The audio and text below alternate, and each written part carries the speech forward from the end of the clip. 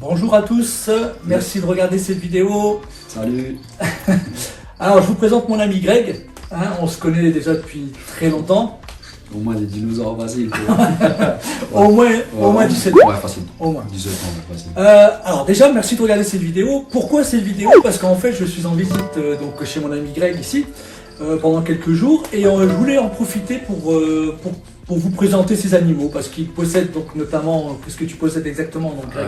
Essentiellement des gros constrictors, Ouais. réticulés, moulures et quelques lézards. Quelques lézards. Et pourquoi cette vidéo? Parce qu'en fait, dans les années 2000, j'ai élevé énormément de pitons réticulés et pitons moulures. Et depuis, donc j'ai arrêté depuis 2004 ou 2007, je ne sais plus trop. Et ben là, le fait de venir chez Greg, je pouvais pas m'empêcher justement de vous présenter sa collection parce que bon, c'est des animaux, c'est mes premiers amours, c'est vraiment des animaux fantastiques. Et je voulais vous faire rentrer dans l'univers des géants justement. Vous pourrez voir en plus justement qu'il s'affiche quelques photographies, souvenirs de tes bébés. On pourra voir quelques-unes où on avait quand même quelques sacrés bestiaux. Ouais. Parce que aussi Greg, certains le connaissent déjà, il travaillait avec moi donc à l'époque de Royal Boydé, de 2004 à 2012. 2007, Et du coup j'avais encore des grands constrictors à cette époque.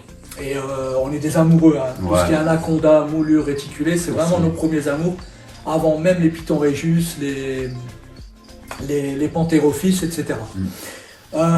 Écoutez, on va pas attendre plus longtemps, on y va. À tout de suite.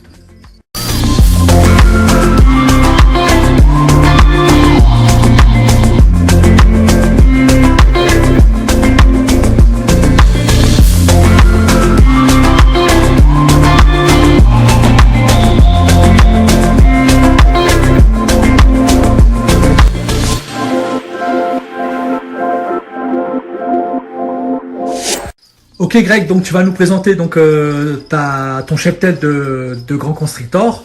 Ouais. Donc tu disais tout à l'heure, tu t'élèves principalement quoi donc Oui, essentiellement python moulure et python réticulé. D'accord. Et donc on va faire le tour des mutations, des différentes mutations que tu possèdes. Ouais, bien sûr.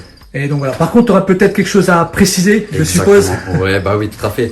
Dave, tu as raison. Voilà, pour tout ce qui est serpent, donc supérieur ou égal à 3 mètres, dès le premier spécimen, il faut être titulaire du certificat de capacité. Ouais.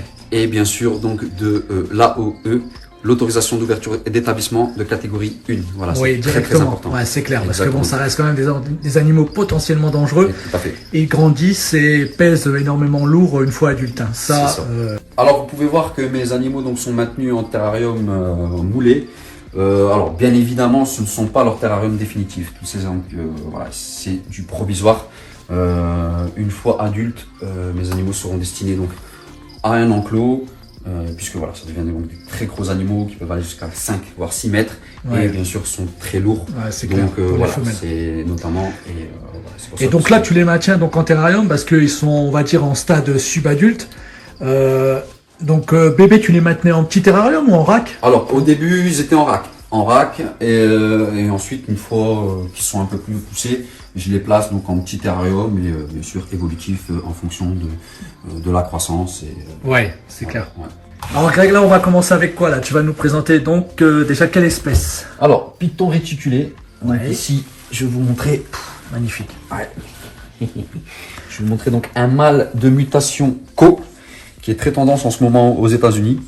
Donc le Co est donc issu d'une combinaison très complexe. Donc le fantôme, qui est un gène codominant. D'accord. Il a une super forme. Et le gène orange ghost stripe, qui lui par contre est récessif. C'est magnifique. Ouais. Ce qui est très intéressant donc, c'est qu'on peut obtenir cette mutation avec donc du fantôme et un het orange ghost stripe. D'accord. C'est ça qui est très très intéressant chez cette mutation. Et puis bien sûr, comme tu peux voir, ce côté moucheté. Il n'est pas du tout ivory quoi. Si je me trompe pas, c'est une forme qui a été un peu créée, je ne sais pas si c'est le terme, mais chez Nerd. C'est ça. Ouais, C'est ça. Les Kevin premiers McCulley. sont, c'est ça exactement. Les premiers sont arrivés chez Nerd. Et D'accord. alors d'aujourd'hui, maintenant, il a des spécimens qui sont entièrement blancs avec énormément de Ouais, taches. j'ai vu, on mouchetées, dirait quoi. carrément. On dirait un dalmatien, quoi. Ça fait rappeler énormément le Palmetto chez le Chez le Pantherophis. Ouais, tout à fait. Et mais bon, en version réticulée, quoi. Donc c'est juste magnifique.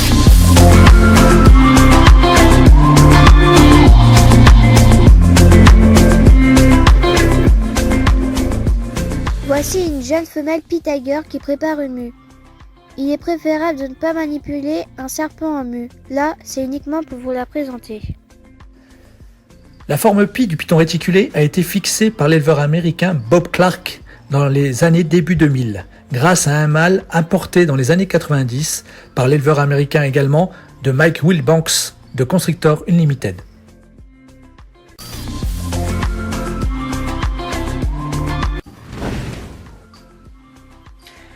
Donc les amis, pour des raisons évidentes, l'approche des grands constrictors quand on va pour pouvoir les manipuler et aller les chercher dans leur terrarium ne se fait pas directement. On n'ouvre pas le terrarium et on va chercher l'animal directement. Leur réflexe premier est surtout de prédation, c'est-à-dire que des fois, ces animaux qui ont tout le temps faim et très faim, et ils peuvent justement des fois avoir de mauvaises réactions et l'accident peut vite arriver.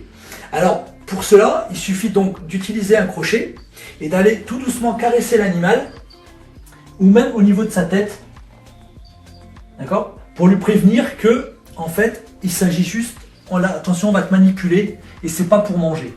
Bon, ici, vous pouvez remarquer que chez Greg, les animaux sont très calmes parce que Greg, en fait, ce qu'il fait, c'est qu'il manipule ces animaux de l'âge juvénile jusqu'à à peu près 3 mètres assez souvent et régulièrement.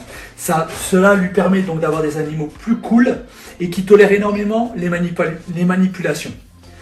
Donc ici, je vais aller exceptionnellement directement. Donc voilà, ici. Donc, on retire tout d'abord une partie du corps, pas la tête la première, d'abord le corps, et ensuite on amène la tête. Bon, ici, c'est une grosse femelle ivory, qui est très calme, qui n'est pas du tout agressive, et qui n'a pas du tout de réflexe systématique de prédation. Cette femelle réticulée est née en 2017 en Angleterre chez Peter Rice. C'est la plus grande du groupe et une des plus calmes. Elle est de forme Ultra Ivory Tiger, issue du gène Platinum, dont la superforme est l'ivory qui est uniformément blanc. Ici, elle est mouchetée de petits points noirs et sa couleur de fond est jaune, blanc et crème. Elle a également les yeux noirs. Alors, Greg, ici, en compagnie de ta femme, tu nous présentes donc une manipulation à deux. C'est pourquoi, en fait? C'est plus sécurisant pour nous, déjà, d'être à deux, puisque pour des animaux comme ça un peu plus vifs, sans forcément être agressifs, mais bon, voilà, côté sécurité est important, notamment pour l'animal, pour éviter le stress. D'accord. Alors, toujours chez l'hérétique, Dave, ici, une belle femelle Tiger Lavender Albino, donc double gène récessif pour l'albino et codominant donc pour le Tiger. Ouais, magnifique. Donc en fait, cette forme, la forme albino c'est encore une forme qui a été fixée justement par l'éleveur américain Bob Clark. Ouais. Elle vient de là-bas d'ailleurs. Ouais, et ça a été un énorme carton. Ça, l'albino chez le réticulé, ça a été un phénomène de fou où les gens ont voulu absolument du rétic chez eux. Ça a lancé carrément. Ouais, c'était un truc de malade. Aussi, il y a une particularité chez les albinos réticulés. En les croisant, on peut avoir 3 formes. Oui, on peut avoir donc le white, donc qui est jaune et blanc, le lavender comme ici qui est jaune et blanc avec légèrement violacé, et le purple lui qui est entièrement presque orange, et le côté violacé est très prononcé, très violet, quoi. Ouais, c'est vraiment magnifique.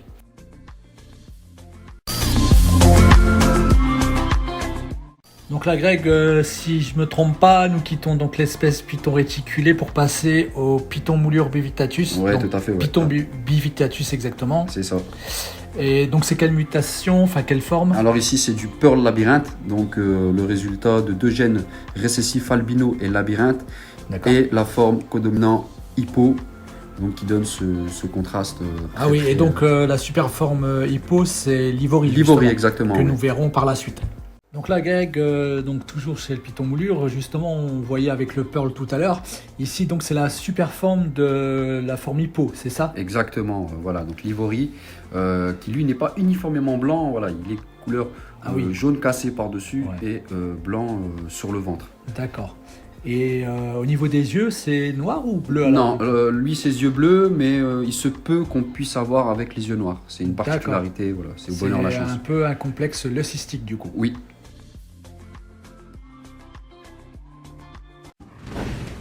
Alors ici, dans la partie lézard, donc un gecko originaire donc, du pays. Super. Madagascar. De Madagascar. Voilà, donc Uroplatus enkeli, gecko à queue à forme de feuille. Magnifique. Ouais, voilà, donc voilà, c'est un petit kiff, tu vois. Donc en fait, c'est bien, ce qui est marrant chez cette espèce, c'est que exactement, ça se fond carrément bien au niveau des écorces, des troncs d'arbres, donc qui permet d'être vraiment camouflé à la perfection. C'est terrible.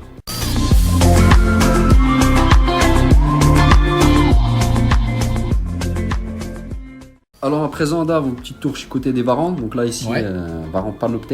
Ouais, magnifique. C'est un de mes préférés. Australie, ouais, c'est vachement cool. Donc là, on travaille donc, le training. Pour le familiariser un petit peu. Exactement, oui. Les varans, c'est connu, c'est très intelligent. Voilà, on découvre de plus en plus qu'ils ont une forme d'intelligence. Enfin, c'est même prouvé, quoi. C'est clair. Et, bon, voilà, là, c'est vraiment le côté un peu plaisir, le fait qu'ils soient. Comment dire, docile de cette manière, tu vois, regarde, les manipulations, ça c'est top. C'est plus cool, quoi, surtout pour des espèces comme ça, quoi, qui sont assez puissantes. C'est une espèce qui grandit quand même pas trop mal. Ouais, le Panoptes faut compter 1,20 m. D'accord. Et ici, donc ici, c'est un peu plus petit, on change de catégorie, c'était Varan gloerti et Varanus gloerti, et ici, donc Varanus pilbarensis, donc là, il fait partie des petites espèces de varans. D'accord. Voilà, c'est aussi sympa. C'est magnifique. C'est bien coloré, c'est cool, j'aime bien cette espèce. Et c'est originaire d'où d'ailleurs, tous ces varans? Australie également. D'accord. Tous? Bah, là, les trois, oui. D'accord. Bon, bah, magnifique. Au top. Nous voilà déjà à la fin, malheureusement. Avant de vous quitter, donc, déjà, n'hésitez pas à aimer la page Facebook DP Animal, à vous abonner à la chaîne DP Animal TV. Et si vous avez la moindre question, n'hésitez pas à me contacter, moi ou Greg, si vous-même vous possédez des grands constrictors. Pas hésiter, pas de problème. En tout cas, merci encore de m'avoir accueilli, Greg. Là, tu le sais très bien, tu es toujours le bienvenu, c'est la famille. Comme à chaque fois, c'est un plaisir. Je suis tellement heureux que Greg continue justement à élever des grands constrictors. Ça te permet de rester baigné un petit peu. Voilà, c'est ça exactement. Et quand ça me manque, je viens chez Greg, je prends ma dose et c'est un pur bonheur. Je vous souhaite à tous une excellente saison et je vous dis à bientôt. Prenez soin de vous, merci de nous avoir suivis. À bientôt.